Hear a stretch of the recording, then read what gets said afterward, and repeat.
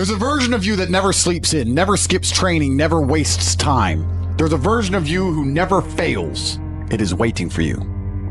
Genuinely ask yourself the question, you at home. If you had done those things for the last 2 years, you never skipped a training, you never wasted time, you never scrolled TikTok, you never sat aimlessly on the internet typing in garbage, never played video games, you never wasted time. You never skipped training, you were training every single day. You never slept in, you were never lazy. There's this version of you. Imagine the person you would be. Genuinely imagine what you would look like. Imagine where you would live. Imagine the car you would drive. Imagine how much your woman would respect you. Imagine the love you would see in her eyes when she looks at you with adoration like a king. Imagine your existence. That person is waiting for you, and the only thing that's stopping you from being that person is your monumental laziness. You can have it. The universe is very giving. It will give you anything you work for. I've never seen somebody try for something with all of their might and not get it. The only people who do not have the things they want are the people who do not try for them. I've never seen a person wake up and say, my only dedication in life is to solve a Rubik's Cube and fail. You are not stupid. You are not incompetent. You are lazy and arrogant. It's extremely important you understand that that person is waiting for you, and you are declining that version of yourself. In the multiverse, in the many different versions of the universe that exist, there is a version of you that does those exact things, and he is a greater person than you can even fathom. You can transform yourself into that guy. You can be a top G. That's exactly what I did. I knew who I was going to have to end up being before I became that person. My brother and I are not from rich families. We are not from advantaged beginnings, but I knew I had to be a big, strong, fighting billionaire. That's what I knew I had to be. Discipline is the key to success. If you cannot force yourself to do something you don't want to do, how are you ever going to put yourself through the suffering required for greatness? If you cannot force yourself to train when you do not want to train, if you cannot force yourself to work when you don't want to work, if you can't force yourself to not log into Pornhub or force yourself to eat right, how can you possibly ever become a monumentally successful person if you cannot control yourself long enough to do what must be done as opposed to what you feel like doing? The only people who get to live their lives based on how they feel are women and children. Children can cry because they feel like crying, as can a woman. A woman can start an argument because she feels like arguing, as can a child. A man must do what he is supposed to do irregardless of how he feels. That is the key component to masculinity, is discipline. If you do not have the discipline to dedicate yourself to anything, you are going to fail and be crushed by the people who can. If you only go to the gym when you feel like going to the gym, you're never going to be as strong as the people who go to the gym when they don't feel like going to the gym. That is a reality of life. So, I train every single day. I've actually heard from some people saying, you overtrain. And I explained to them, one, I don't believe in rest. I'm not you. I'm not pussy, and I'm not broke like you are, Mr. Fitness Trainer, standing around the gym teaching people for $50 an hour. I don't need to listen to you. Secondly, I don't train because I want to get bigger. I train every day because it is difficult to train every day. It hurts. I don't want to. I wake up and I'm busy. I have other things to do. I don't feel like doing it. So I force myself to do it 7 days a week, 365 days a year, so that I know I'm the kind of person who can do what he doesn't want to do when it needs to be done. I am that man. And it is more of a mental exercise than a physical exercise at this point. How can you ever outcompete me if I can force myself to do the things I don't want to do and you cannot? Discipline is absolutely essential for success, and you need to get very comfortable and very used to the idea of understanding that on your path to greatness, there are going to be long periods of time where you hate what you are doing, where you are dissatisfied with the actions you must undertake, where you are tired, where you are stressed. That is why it is difficult. That is why most people won't make it. If the path was easy, everybody would walk it and it would lead nowhere. 100 people start the path, 99 fall off because it is difficult, and the one person who makes it to the end gets the gold. If all 100 made it to the end and the gold was divided by 100, it wouldn't even be worth anything. The difficulty gives it value. The fact that it is difficult to do is the key component into the fact you want it in the first place. If it wasn't difficult, everyone would have it and you wouldn't want it because no one would respect it. It's supposed to be hard. Life is supposed to be hard. You're supposed to think this is terrible. You're supposed to suffer and smile through the pain regardless. Discipline is the key to success in all realms as a man. And if you lack it, you stand no chance. You can give most people a roadmap to success. You can give them a Ferrari with a full tank of gas, and a lot of people still wouldn't make the destination because they would say the drive is too far away. Quitters, they don't have the discipline. You can tell them exactly how to do it. You can give them the mechanism to get there, but they don't have the discipline to complete the drive and end up at the destination. That is the majority of Earth. This is your competition. People who, even if they are told what to do and people tell them exactly how to do it and help them do it, still quit, still fail because they lack discipline. Even me, with my monumental powers, I can't make a quitter successful. It doesn't matter how good I am. It doesn't matter how easily I make it for them to succeed. It doesn't matter how compendious and concise and powerful the real world is. It doesn't matter how much I text them and motivate them, how many emergency meetings I do to try and talk to them and hype them up, how much motivation I give them. It doesn't matter what I do. If they are a quitter, guess what they're going to do? They're going to quit. No matter how simple the map is to read, no matter how fast a Ferrari is, somewhere along the drive, the sun's going to get in their eyes, meh, meh, and they're going to sit there and go, I don't like this, this is hard, and they're going to quit. Quitters are the number one type of people that nobody can help. If you're a quitter, I can't help you, life can't help you, God himself cannot help a quitter. So if you lack discipline, you lack the very basic building block to any type of success which exists on the planet. By every single metric which can be measured with science, you are going to stay a loser and a failure. The key is to keep training. If you train hard every single day, you don't have to worry about a little bit of vitamin C. It's true. If you don't train and you don't smoke, you're still going to be a pussy. Yes. The answer is always hard work. As soon as you are granted life, you are guaranteed death. What you do in between is up to you. You are all conscious. That could end tomorrow, that could end in 100 years. But the time between the beginning of your consciousness and the end of it is completely up to you. Training is never the wrong decision. If you're in jail, you should train. If you are free, you should train. If you are rich, you should train. If you are poor, you should train. If you smoke, you should train. If you don't smoke, you should train. If you drink, you should train. If you don't drink, you should train. You cannot escape that hard work is always the correct decision. There's no time in any scenario when working hard is going to be the wrong answer. You should always try your very best in all things. I will smoke 10 cigars a day and beat the shit out of you because I train harder than you can possibly fathom. Pain is an extremely important part of the equation. Pain is the elixir of success. When people say this bad thing happened to me and I'm suffering, I say good. It is pain which is required. It's one of the elements in the chemical reaction. If a chemical reaction requires 5 particular distinct compounds and you have 4 and you're missing 1, it simply doesn't work. Pain for a man is one of the most important elements in becoming successful. Batman is Batman because they killed his parents. If they did not kill his parents, he would not be Batman. You're supposed to suffer. You're supposed to take that pain. The worst thing that can happen to you as a man is you live a life with no pain in it. To be born into a rich family and have a nice, easy life and be given money, and you don't have to go to the gym and not have to train because you have bodyguards and sit around like a fuck up. You're going to be miserable and unhappy and a drug addict buying prostitutes. You're only going to have women who adore you. You're only going to feel confident in yourself and feel happy when you've been through hell and come out the other side.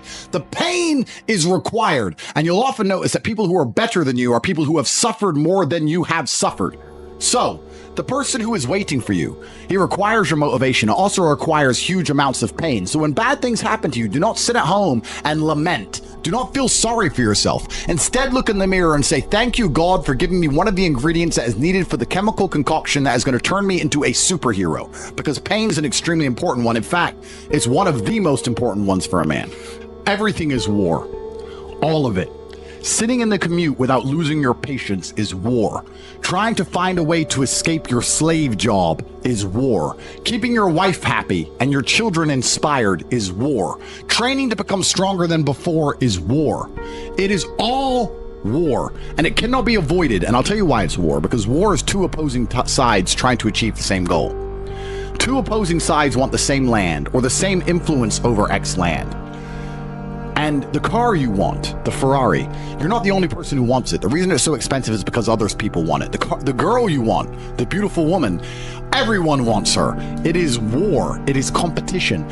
Everything about life as a man is war. It is conflict because you are competing against the other men who want it the same, which is why discipline is such an important thing, which is why you must take the pain and add it to the concoction to become as formidable as possible. Life is war.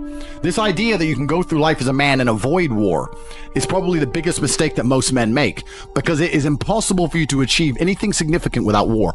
Running a business is war. Running a hotel, running a restaurant, running an online company, it's war. Training is war. Life as a man is war. You need to wake up and view it exactly as what it is. Everything I want, other people want. Everything I desire, other men are trying to get. This is a war and I must outcompete them. That is the best possible mental model you can have.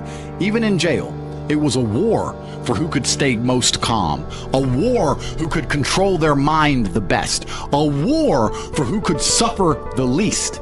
That is war. I was surrounded by people who lost their minds and I refused. It was a battle and I was successful. Life in and of itself as a man is a never-ending struggle and a never-ending battle. It is the constant of the human condition.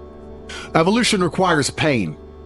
While others complain that they do not feel happy enough, I'm happy I'm struggling. I don't want to be happy. I want to be great. This is the beauty of life as a man. Do you understand? I don't care. I'm happy to be struggling. I wanted to fight. You wanted to win. I wanted to fight. That's the difference. You're concerned with winning. I wanted to just fight. And we're fighting. That is the beauty of life as a man, to be great. If you concern yourself only with being happy, you are once again acting like a female or a child. Happiness is fleeting. It doesn't even matter if you're concerned only with the hedonism of happiness. You're going to drink alcohol and go to parties and go to festivals and take drugs. I want to be happy. Who cares? I want to be great. I want to be great all of the time. And let me ask you a question as a man at home, genuinely, truthfully. Would you rather be a loser who's always smiling, a happy loser, or would you rather be a stressed winner? Because I'll tell you something about winners. Most of them are stressed. We are stressed. We're stressed.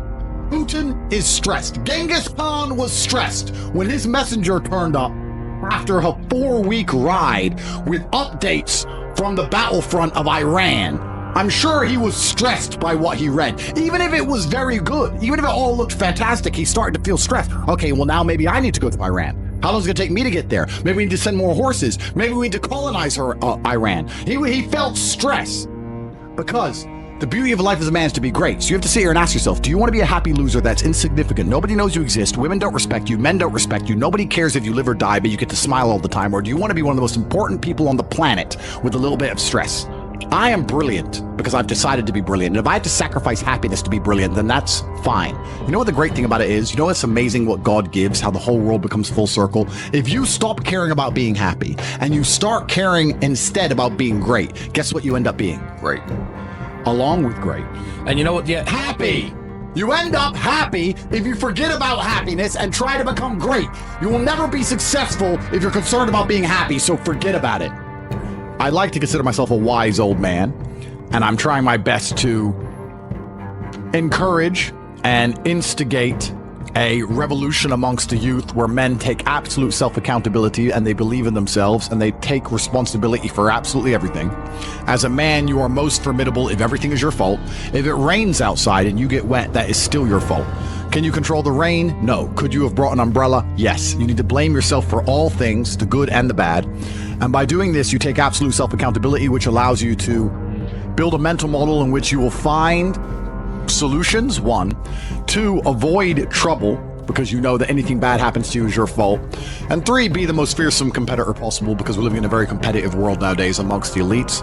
The people who understand that you're living inside of a fish tank are trying very hard to get out. And you have to make sure that you can outrun some of them if you want to escape. It's an age-old adage. If a bear is chasing a group of people, you do not have to be the fastest one. You just have to be faster than the slowest. The slowest person is going to die. So as long as you're ahead of the majority of people, you stand a very good chance of avoiding slavery. Being a powerful man isn't always about furious anger and instilling fear. As enemies attempt to attack your energy and lower your vibration, understand this. Power is untouchable. Power may notice, but it doesn't care. Sometimes power is simply not giving a fuck. Being a powerful man isn't always about furious anger and instilling fear, meaning sometimes it is. You need to retain the capability to instill fear with furious anger. A man who cannot do that is not a man. It is one of the cards you need to have in your deck. However, more often than not, when you're in a true position of power, you will play the alternate card, which I'm describing here as simply not caring. How can you not give a fuck about things? Well, I'll tell you how. If you're filthy rich, and you have a strong network of people around you who you trust, and you have a good family, and you have beautiful children, and you have women who love you, and you have beautiful supercars, you live with your best friends in a compound, you have armed guards, and you're proud of yourself, and you're strong, and you train hard every day, and you're monumentally successful, and all of your dreams come true, and if you want something, you can instantly snap it up. You want a Pagani, you want a Bugatti, you want a $25 million apartment, anything you want, you buy. It's very easy to not give a shit about the opinions of people who don't have one fraction of your success. And what these people are trying to do is drag me, I'm using me as an example, but we can also use it for you. When you have true power, they're trying to drag you down. They're not trying to elevate themselves. They're trying to drag you down, which is a very different thing, because it's amazing how God rewards those who are trying to build and create and elevate, and how it punishes those who are simply trying to destroy and be spiteful and negative. And these people are going to dedicate hours and hours and millions of hours of their life towards a certain cause. Thank you. To try and drag people down who they cannot affect because they're already too powerful and too large. And they're wasting their own human experience, and they're not progressing or advancing themselves in any way. They will stay brokies, and we will stay rich forever. So the lesson here is that you need to get to a position where ignoring people is a move in which you're guaranteed success. You can ignore people completely and they are benefiting you. And that comes from a position of power. And I think a lot of you at home right now, you may not be in our position, but if you're already working hard, you're already going to the gym, you're already training, you make sure that you're getting as much muscles as possible, as much money as possible, you're dedicated, you don't sleep in, you don't waste your time, you don't smoke weed, you don't play video games, you're focused on trying to become fantastic as a person. You can just ignore that girl. That girl who broke your heart or cheated on you, just ignore her. The most powerful move you can make is ignore her. Yeah, you could yell at her. Yeah, you could try and make her scared of you, blah, blah, right? That's not going to work. The powerful move is just to completely ignore her because you're on your ascent.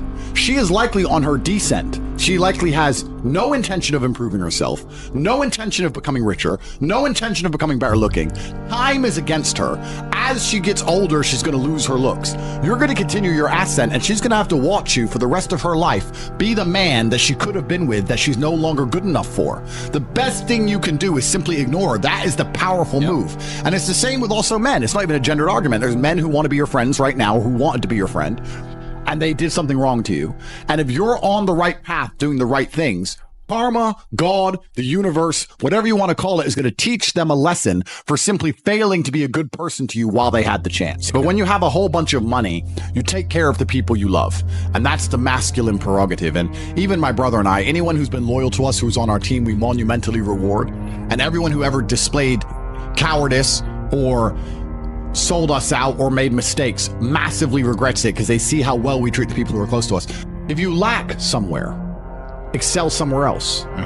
Counter your weaknesses by honing other capabilities. If you're ugly, become filthy rich. If you're poor, be as strong as an ox. Life is unfair. The primary focus of your energies is to balance the books. And there's two different ways you could interpret that. You can, obviously, increase the attributes that you are lacking. If you have the ability to train, because a lot of people don't. Some people are born without arms and legs, but you, with 2 arms and 2 legs, are sitting at home jerking off the Pornhub, flabby and fat. If you have the ability to train, you should be doing it. But also, you know, there are some things that some people are just better at, and you can counteract that problem by teaming up with people who compensate for your weaknesses. People who are strong in areas where you are weak, and you team up with people where you are strong in areas where they are weak. I don't think between the people in this house and our group of friends, we lack anything. Correct. Anything. Literally anything. We can sit as a group and have a conversation about anything with anyone in the world and give useful insight and change people's lives for the better, because although I am not perfect, our team compensates one for each other. And that's the point of brotherhood. So excel in one area if you lack in others. I have people say to me, Andrew, I'm short. What do I do? I'm short. Okay, God made you short. Fine. Good.